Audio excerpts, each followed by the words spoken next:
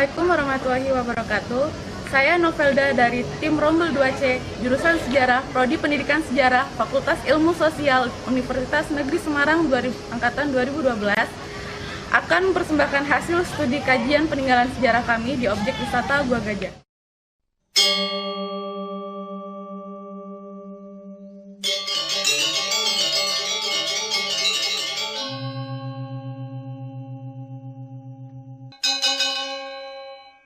Pulau Bali, atau pulau yang disebut Pulau Dewata ini, terletak di timur Pulau Jawa. Pulau ini mempunyai sejuta pesona keindahan alam. Nah, dari sekian banyak objek wisata tersebut, ada sebuah tempat yang begitu menarik untuk dikunjungi, yaitu Gua Gajah. Gua ini terletak di sebelah barat Desa Bedulu, Kecamatan Belah Batu, Kabupaten Gianyar, Provinsi Bali.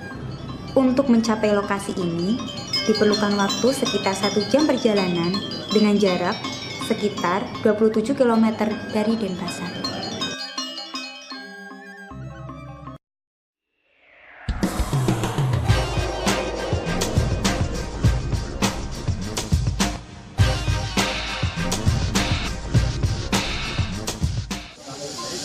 Kali ini saya berada di depan pintu masuk Gua Gajah. Nama Gua Gajah berasal dari kata luah gajah. Nah, nama luah gajah itu sendiri diambil dari tempat wihara atau pertapaan dalam agama Buddha.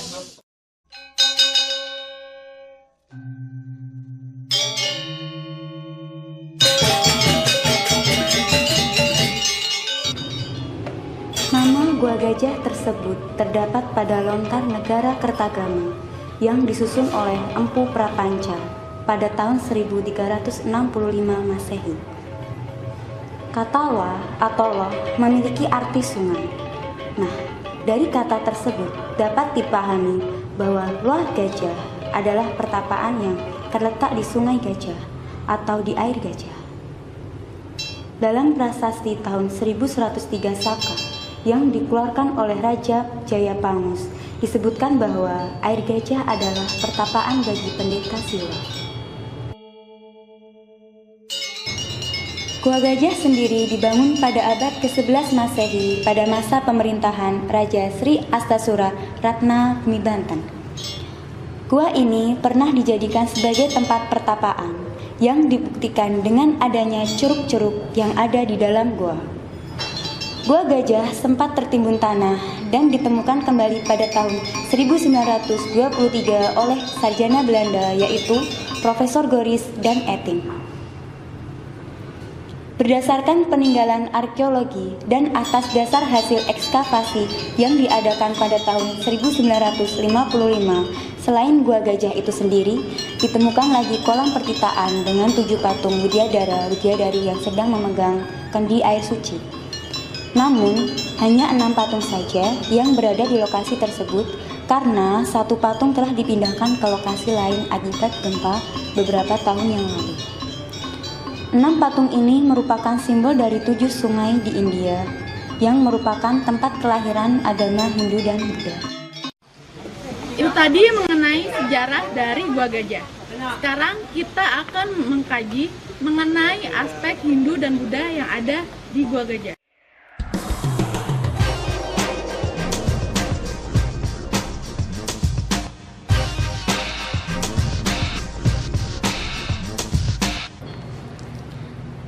Materai dan Aca Siwa Caturpuja yang terdapat di Desa Bedulu diperkirakan berasal dari masa Hindu Bali, yaitu pada abad ke-8 sampai 10 Masehi. Selain itu, masih ada beberapa peninggalan, yaitu Pura Gua Gajah. Di bagian sebelah kiri Gua Gajah terdapat pura. Pura ini dibangun setelah tempat ini dibuka untuk umum. Pura ini merupakan tempat yang paling suci yang sering dikunjungi oleh masyarakat Bali. Petitraan atau tempat pemandian. Tempat ini dibangun untuk tempat pemandian raja dan putra-putra raja serta dayang-dayang putra raja. Di sini terdapat 6 patung wanita dan 1 patung laki-laki. Patung laki-laki di tengah yang diapit oleh 3 patung wanita di sebelah kanan dan kiri. Keenam patung tersebut mengalirkan air dari sumber mata air yang terletak di sebelah timur Goa Gajah. Boma. Boma merupakan gambaran relief yang terdapat pada depan pintu Goa Gajah. Boma adalah putra dari Dewa Wisnu dan Dewi Basundari atau Ibu Pertiwi. Karenanya, Boma ini seperti perpaduan antara air dan bumi yang diwakili oleh orang tuanya. Hasilnya adalah pertumbuhan tanaman dalam bahasa Sangsekerta. Boma berarti kelahiran bumi dan merujuk pada pepohonan dan kehidupan. Kepala Boma ini dikelilingi oleh relief batu-batu, tumbuhan, dan makhluk hidup yang menggambarkan hutan. Boma muncul kembali di pintu gerbang Pura Kori Agung. Pintu gerbang Kori Agung adalah simbol dari Gunung Suci, Gunung Mahameru yang puncaknya merupakan tempat dewa-dewa. Trilingga. Trilingga atau 3 patung lingga berada di dalam Goa Gajah sebelah timur. Trilingga ini mewakili dewa-dewa Hindu, yaitu Brahma, Wisnu, dan Siwa. Lingga ini menggambarkan aspek pencitraan yang positif dan negatif. Patung Ganesha. Patung Ganesha ini terletak di bagian barat dari Goa Gajah. Ganesha ini digambarkan sebagai dewa berkepala gajah dengan memegang kampak di tangan kirinya. Sebuah kendi kecil untuk minum berada di kiri bawahnya. Gelang manik di bagian kanan atas dan gading patah di bagian kanan. Dalam ajaran Hindu, kalung manik dan belalai yang sedang minum dari kendi mengandung arti bahwa Ganesha sebagai dewa pengetahuan yang abadi. Selain itu juga Ganesha mengandung arti lain bahwa segala kekurangan dapat diatasi dengan kebijaksanaan. Rumah kecil penyimpanan 3 patung kuno. Rumah kecil penyimpanan 3 patung kuno ini terletak di sebelah kiri gerbang.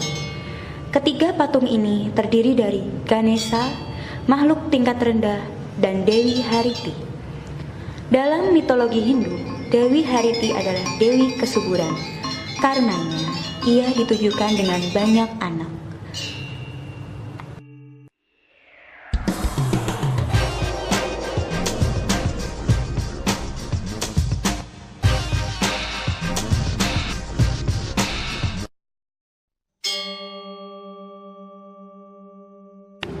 Catatan sejarah menunjukkan agama Buddha masuk ke Pulau Dewata pada abad ke-7 hingga 8 Masehi. Banyak bukti sejarah yang kini menjadi saksi keberadaannya, seperti stupa, candi, patung-patung Buddha yang ditemukan di wilayah Kabupaten Gianyar, Klungkung, Karangasem, dan Buleleng. Terakhir ditemukan stupa-stupa di desa Kalibubuk, yaitu dekat daerah wisata Lovina. Peninggalan yang lebih kuno dari peninggalan Hindu di Pura Goa Gajah adalah adanya peninggalan agama Buddha. Di luar Goa Gajah, di sebelah baratnya ada arca Buddhis yaitu Dewi Hariti yang di Bali disebut arca Manbrayu. Arca ini dilukiskan sebagai seorang wanita yang memangku banyak anak. Dalam mitologi agama Buddha, Hariti ini pada mulanya seorang wanita pemakan daging manusia, terutama daging anak-anak. Setelah Hariti ini mempelajari ajaran Sang Buddha, Hariti akhirnya menjadi seorang yang sangat religius dan penyayang anak-anak. Di sebelah selatan Goa Gajah, melalui parit ditemukan arca Buddha dalam sikap Dhyayani Buddha Amitabha. Buddha dalam sikap Dhyayani Buddha Amitabha ini dalam sistem Pantheon Buddha Mahayana sebagai Buddha pelindung arah barat alam semesta. Demikian 3 wujud bangunan keagamaan Hindu dan Buddha di Pura Goa Gajah. Kompleks goa dan tempat pemandian berada di sebelah barat Sungai Petani. Sedangkan pada bagian sebelah timur dapat ditemukan goa alami dan jenis patung-patung Buddha, serta pahatan-pahatan batu tebing yang sebagian besar telah jatuh di pinggiran sungai yang juga akibat gempa bumi.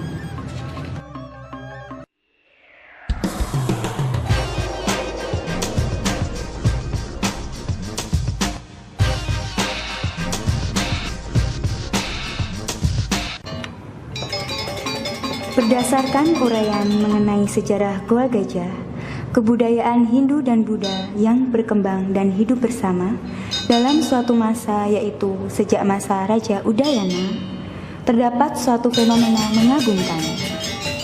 Sebuah keharmonisan hidup antara dua kepercayaan berbeda dalam satu lingkungan. Bentuk konkret dari keharmonisan tersebut adalah mereka memungsikan pemandian yang ada di kompleks Goa Gajah untuk menyucikan diri sebelum melakukan pertapaan tanpa membedakan apakah dia beragama Hindu atau Buddha. Contoh lain dari bentuk keharmonisan dua kebudayaan di Goa Gajah adalah pelaksanaan upacara besar yang dilakukan pada bulan Oktober setiap tahunnya. Upacara tersebut dihadiri bukan hanya dari kalangan Hindu saja, akan tetapi juga agama Buddha.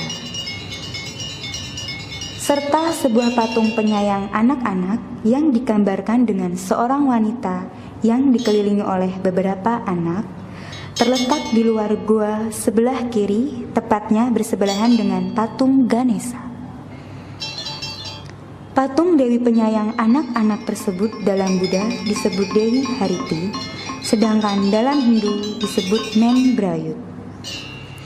Meskipun patung Dewi Hariti lebih menunjukkan ciri Buddha, namun agama Hindu pun memuja Dewi Hariti dengan nama Membrayut. Dari beberapa contoh tersebut telah dapat kita lihat bahwa kehidupan masyarakat di Goa Gajah pada waktu itu sangat harmonis. Selain sebagian tempat digunakan untuk upacara agama yang dilakukan bersama, tentunya ada juga upacara keagamaan yang dilakukan sendiri-sendiri oleh masing-masing agama. Demikian gambaran mengenai keharmonisan kehidupan di Goa Gajah dengan tingginya toleransi dan rasa saling menghormati.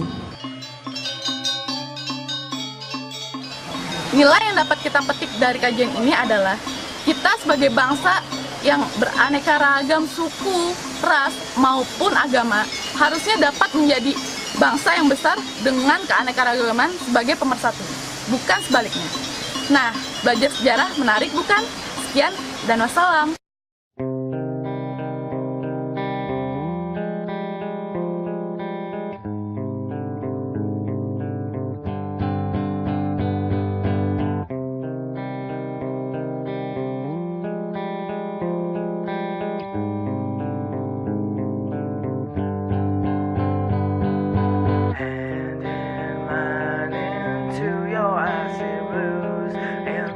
Say to you, we could take to the highway with this trunk of man. Nilai yang dapat kita petik dari kajian sejarah ini adalah kita sebagai bangsa yang beraneka suku, ragam, maupun kebalik. Nilai yang dapat kita petik dari kajian ini adalah kita sebagai bangsa yang beraneka suku, ragam, tuh, Mbak, aku kebalik lagi. Ragam.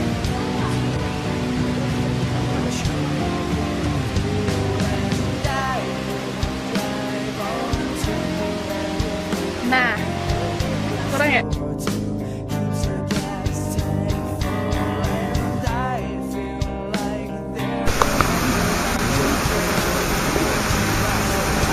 Untuk arsitekturnya itu biasanya ini stupa itu bercabang tiga.